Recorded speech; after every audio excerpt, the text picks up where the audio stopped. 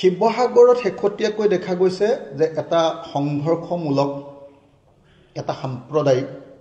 বাতাবৰণ সৃষ্টি কৰিব খোজা হৈছে আৰু সেই গোটেই বাতাবৰণটো শিৱসাগৰৰ মানুহে বুজি উঠিছে যে সেইটো হিমন্ত বিশ্ব শৰ্মা চৰকাৰখনৰ পৃষ্ঠপোষকতাতে গঢ়ি উঠিছে হিমন্ত বিশ্ব শৰ্মাই তেওঁৰ নিজৰ কিছুমান বিশ্বস্ত মানুহৰ জৰিয়তে আহোম ৰাজত্বৰ আটাইতকৈ দীঘলীয়া সময়ৰ ৰাজধানী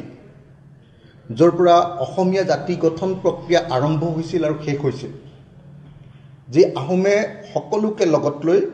অসমীয়া জাতিটোক গঢ়ি তুলিছিলে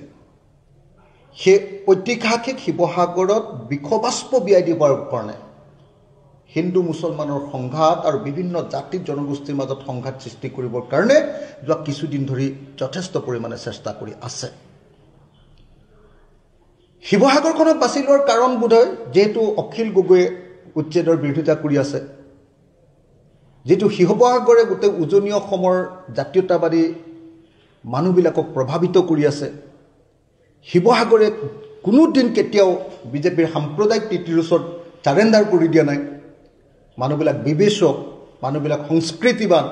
মানুহবিলাকে চিন্তা কৰি কাম কৰে সেইকাৰণে কিছুমান মানুহৰ জৰিয়তে তাত হিন্দু মুছলমানৰ সংঘাত লগাব খোজা হৈছে মই হিন্দু মুছলমানৰ সংঘাত লগাব খোজা প্ৰত্যেকটো পক্ষক এই কাম নকৰিবৰ কাৰণে আহ্বান জনাইছোঁ শিৱসাগৰ প্ৰশাসনক ষ্ট্ৰিক্টলি মই নিৰ্দেশ দিছোঁ যে তেওঁলোকে যেন কাকো আইন হাতত তুলি ল'বলৈ অনুমতি নিদিয়ে তেওঁ মুছলমানেই হওক তেওঁ হিন্দুৱে হওক আৰু শিৱসাগৰ ৰাইজৰ প্ৰত্যেকজন নাগৰিকক মই আহ্বান জনাইছোঁ যে শিৱসাগৰ নাগৰিকসকলে তেখেতসকলৰ জাতীয় দায়িত্ব পালন কৰি আমাৰ ঐতিহাসিক সম্প্ৰীতিক সুৰক্ষিত কৰিবৰ কাৰণে ওলাই আহক মই ইতিমধ্যে ডিজিপি আৰু অসমৰ মুখ্যমন্ত্ৰীক জনাই দিছোঁ যে আপোনালোকে শিৱসাগৰত পুলিচৰ ছত্ৰছায়া প্ৰশাসনৰ ছত্ৰছায়া যে সাম্প্ৰদায়িক ৰাজনীতি কৰিব খুজিছে যে ঘৃণাৰ বিখবাস্প বিয়পাব খুজিছে বিভিন্ন জাতি জনগোষ্ঠীৰ মাজত সংঘাত লগাই এক অস্থিৰ পৰিৱেশ সৃষ্টি কৰিব খুজিছে এইটো কেতিয়াও আমি কৰিবলৈ নিদিওঁ মই স্পষ্টভাৱে পুলিচ প্ৰশাসন ৰাজনৈতিক প্ৰশাসন সকলোকে এই কথা স্পষ্টভাৱে জনাই দিছোঁ আৰু সেইকাৰণে মই এই মুহূৰ্তত প্ৰত্যেকজন শিৱসাগৰীয়ান মানুহক শিৱসাগৰৰ প্ৰত্যেকজন নাগৰিকক বিনম্ৰভাৱে প্ৰাৰ্থনা জনাইছোঁ আপোনালোকে কেতিয়াও উত্তেজিত নহ'ব আৰু কোনো মানুহৰ সাম্প্ৰদায়িক কথাত আপোনালোকে কেতিয়াও উত্তেজিত নকৰিব হিন্দু হওক মুছলমান হওক খ্ৰীষ্টিয়ান হওক জৈন হওক এই আটাইকেইটা জনগোষ্ঠী আনকি শিখ জনগোষ্ঠীৰ মানুহো শিখ সম্প্ৰদায়ৰ মানুহো আমাৰ তাত আছে গতিকে কোনো পধ্যে যাতে এই জনগোষ্ঠী বা ধৰ্ম সম্প্ৰদায়বিলাকৰ মাজত সংঘাত হ'ব নোৱাৰে তাৰ কাৰণে আমি প্ৰত্যেকজন শিৱসাগৰৰ সচেতন নাগৰিকে আমি চেষ্টা কৰিব লাগিব সেইকাৰণে এই মুহূৰ্তত মই শিৱসাগৰত ঘটি থকা ঘটনাবিলাকক লৈ উদ্বেগ প্ৰকাশ কৰিছোঁ এই কামবিলাক যে চৰকাৰৰ ছত্ৰছায়াতে সংঘৰ্ষমূলক পৰিস্থিতি এটা সৃষ্টি কৰিবৰ কাৰণে কৰা হৈছে সেই কথাটো আপোনালোকৰ সন্মুখত ক'ব খুজিছোঁ আৰু এই সময়ত প্ৰশাসনক সকীয়াই দিছোঁ চৰকাৰক সকীয়াই দিছোঁ এই কাম নকৰিবৰ কাৰণে আৰু লগতে সমগ্ৰ শিৱসাগৰবাসী ৰাইজে যাতে কোনো পধ্যে কোনো চেঙেলীয়া লোৱাৰ কথা মতে হিন্দু মুছলমানৰ সংঘাতত জঁপিয়াই নপৰে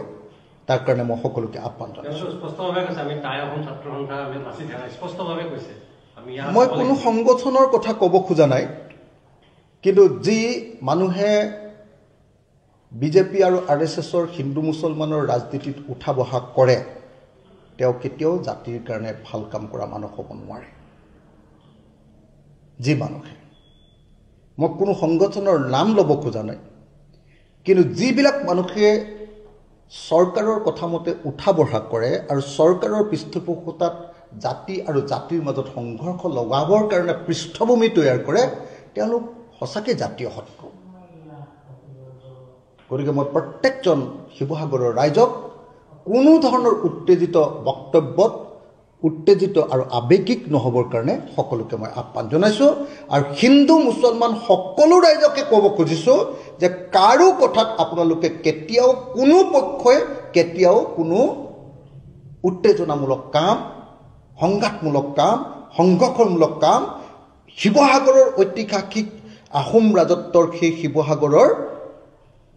অসমীয়া জাতি গঠনৰ সেই পৃষ্ঠভূমি তৈয়াৰ কৰা সেই শিৱসাগৰৰ পৰা যাতে সদায় সম্প্ৰীতিৰ বাতাবৰণহে সৃষ্টি হয়, কোনো সংঘৰ্ষ, কোনো উগ্ৰ উত্তেজিত সাম্প্ৰদায়িক বক্তব্যই যাতে আমাক প্ৰভাৱিত কৰি সংঘাতলৈ লৈ যাব নোৱাৰে, তাৰ কাৰণে মই সকলোকে